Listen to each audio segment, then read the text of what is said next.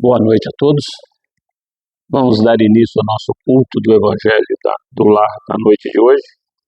Como sempre fazemos, hoje uma leitura ditada pelo Espírito Emmanuel, nosso querido Chico, Pão Nosso.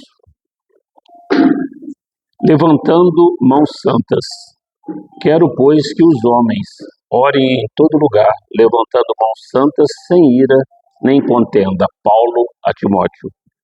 Neste trecho da primeira epístola de Paulo a Timóteo, recebemos preciosa recomendação de serviço. Alguns aprendizes desejarão lobrigar no texto apenas uma exortação às atitudes de louvor. No entanto, o convertido de Damasco esclarece que devemos levantar mãos santas em todo lugar, sem ira nem contenda. Não se referia Paulo ao ato de mãos postas que a criatura prefere sempre levar a efeito em determinados círculos religiosos, onde, pelo artificialismo respeitável da situação, não se justificam irritações ou disputas visíveis. O apóstolo menciona a ação honesta e edificante do homem que colabora com a providência divina e reporta-se ao trabalho de cada dia, que se verifica nas mais recônditas regiões do globo. Lendo-lhe o conselho, é razoável recordar que o homem, no esforço individualista, invariavelmente ergue as mãos na tarefa diuturna. Se administra, permanece indicando caminhos. Se participa de labores intelectuais, empunha a pena. Se opera no campo, guiará o instrumento agrícola. Paulo acrescenta, porém, que essas mãos devem ser santificadas, depreendendo-se daí que muita gente move os braços na obra terrestre, salientando-se, todavia, a conveniência de se ajuizar da finalidade e do conteúdo da ação despendida. Se desejas aplicar o raciocínio a ti próprio, repara antes de tudo se a tua realização vai prosseguindo sem cólera destrutiva e sem demandas inúteis. Então vamos elevar os nossos pensamentos a Deus, rogando a Jesus, nosso guia e modelo da espiritualidade maior que nos envolve, nos assiste, nos inspira nesse instante, toda proteção, toda energia balsâmica e salutar para o nosso refazimento físico e moral.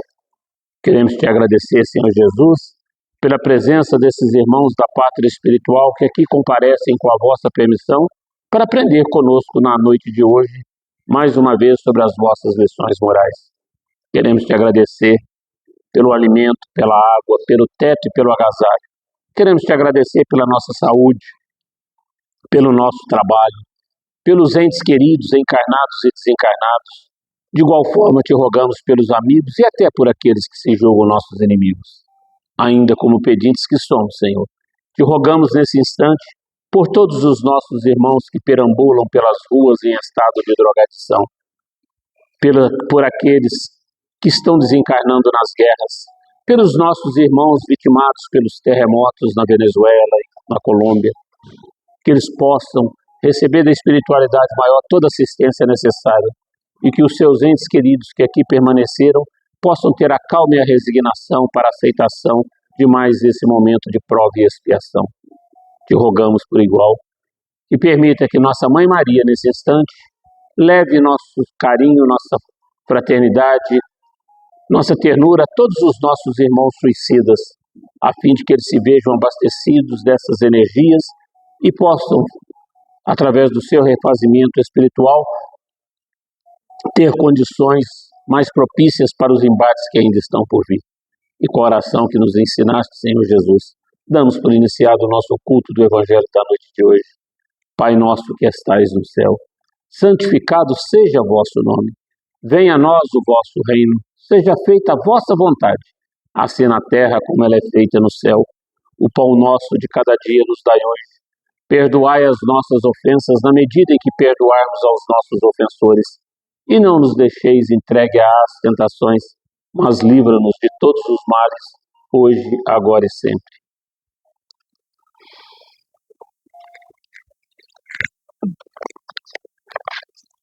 Do capítulo 11, amar o próximo como a si mesmo, o maior mandamento. Os fariseus, tendo sabido que ele tinha feito calar a boca aos saduceus, reuniram-se, e um deles, que era doutor da lei, veio-lhe fazer essa pergunta para o tentar: Mestre, qual é o maior mandamento da lei? Jesus lhe respondeu: Amareis o Senhor vosso Deus de todo o coração, de toda a vossa alma, de todo o vosso espírito. É o maior e o primeiro mandamento. E eis o segundo, que é semelhante àquele: Amareis vosso próximo como a vós mesmos. Toda a lei e os profetas estão contidos nesses dois mandamentos. Fazei aos homens tudo o que quereis que eles vos façam, porque é a lei e os profetas.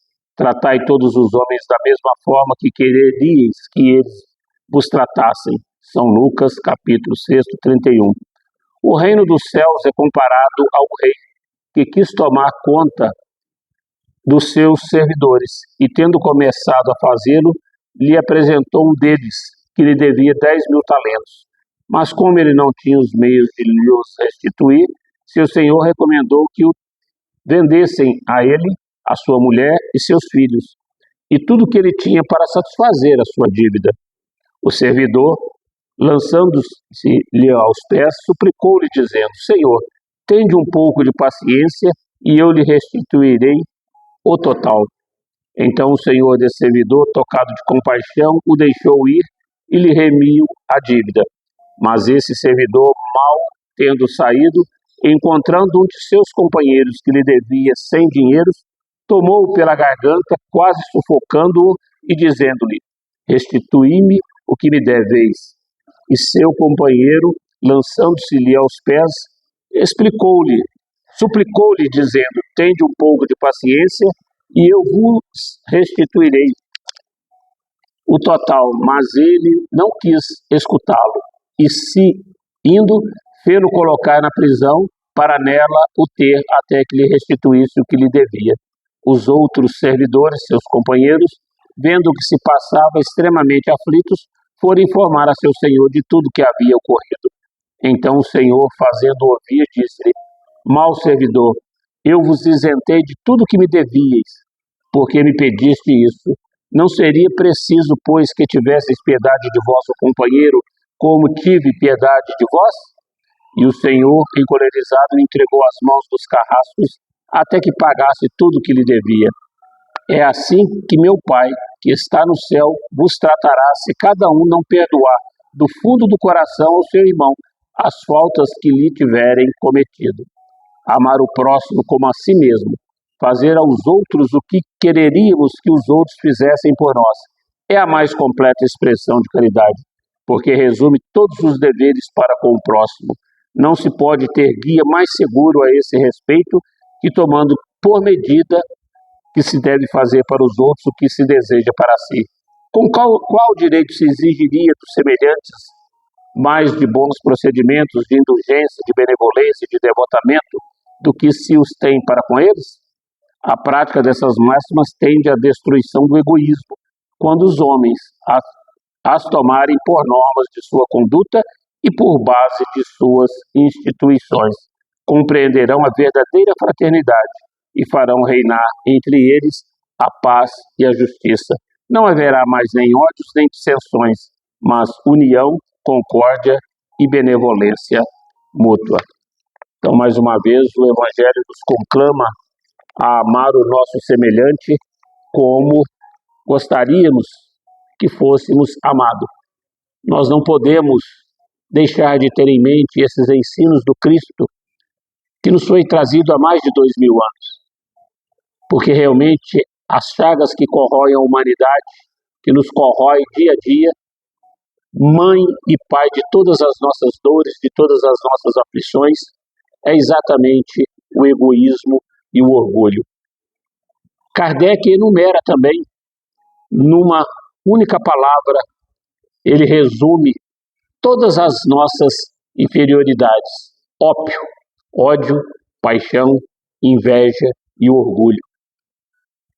As brechas psíquicas que nós concedemos aos nossos credores da pátria espiritual, aqueles que nós chamamos de obsessores, que muitas das vezes encontram em nossos pensamentos e em nossos sentimentos ainda tacanhos, mesquinhos de orgulho, vaidade, avareza, cupidez, falta de paciência, as mazelas, os equívocos, que muitas das vezes faz com que nos afastemos das leis de Deus.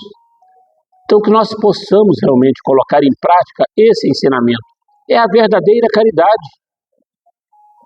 Amar ao próximo como a si mesmo.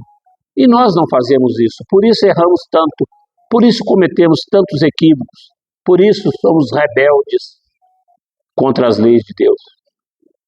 Jesus facilitou a nossa existência neste plano, resumindo todas as leis judaicas, 613 mandamentos da lei judaica, os 10 mandamentos de Moisés em apenas 2, que amássemos a Deus de todo o coração, de toda a alma, de todo o nosso entendimento e ao nosso próximo como a nós mesmos. E nós ainda não conseguimos fazer isso. Nós ainda permitimos que o egoísmo, o orgulho, falem mais alto dentro de nós. Por isso tantas dores, por isso tantas provas, tantas expiações, que ainda inquietam o nosso ser neste plano. Se nós desejamos ardentemente vencer a nós mesmos e temos uma oportunidade de, nesta transição que está ocorrendo, sermos alçados ao mundo de regeneração, nós temos que fazer a nossa parte, imbuídos no melhor propósito, na melhor boa vontade, na fé, na esperança de realmente praticarmos todo o bem que tivermos condições de praticar. Fora da caridade não há salvação. É o estandarte, é a bandeira que rege a doutrina espírita, é o estandarte, a bandeira que deveria nortear a conduta de todas as religiões. A salvação, fora da caridade não há salvação. Que salvação? A nossa. Através da nossa mudança de comportamento, através da tão famigerada fala que falamos todos os dias, a reforma íntima, moral, romper de vez com o homem velho que habita o nosso ser e que nós possamos realmente nos tornarmos em seres de luz, de paz, de equilíbrio, de serenidade, de boas ações. Então que possamos rogar a Deus, a Jesus, continue nos oportunizando, continue nos dando as condições para que nós possamos exercitar toda esta bandeira de amor, de fraternidade, de solidariedade para com o nosso próximo. Que possamos pensar primeiramente no nosso próximo antes de pensar em nós mesmos. Esta é a verdadeira caridade. Este é o verdadeiro sentido de amar ao próximo como gostaríamos que fôssemos amados. Então, nesse momento, vamos elevar mais uma vez os nossos pensamentos, endereçar os nossos sentimentos de gratidão a Deus, nosso Pai, dono dos nossos corações, a Jesus, nosso guia e modelo, que tem nos assistido, nos amparado em todos os momentos de nossas existências, embora não percebamos. Agradecer a espiritualidade maior que nos envolve, nos assiste, nos inspira, nos intui, que sempre está do nosso lado, desejosos que pratiquemos o bem, e muitas das vezes nós não ouvimos. Queremos te agradecer pela presença desses irmãos que aqui compareceram na noite de hoje, Senhor Jesus. Que eles possam retornar à erraticidade, levando o nosso carinho, a nossa ternura, o nosso afeto, tendo novas oportunidades que aqui possam comparecer novamente, para juntos podermos aprender um pouco mais dos vossos ensinamentos. E assim, Pai, imensamente agradecidos por tudo que temos e por tudo que somos, agradecidos por mais essa oportunidade do aprendizado. Com a oração de Maria, pedimos permissão para dar por encerrado o culto do Evangelho no lar da noite de hoje. Ave Maria, cheia de graças, o Senhor é convosco. Bendita sois vós entre as mulheres, bendito é o fruto do vosso ventre, Jesus. Santa Maria, Mãe de Jesus, rogai por nós, pecadores, agora e na hora do nosso desencarne, e que assim seja.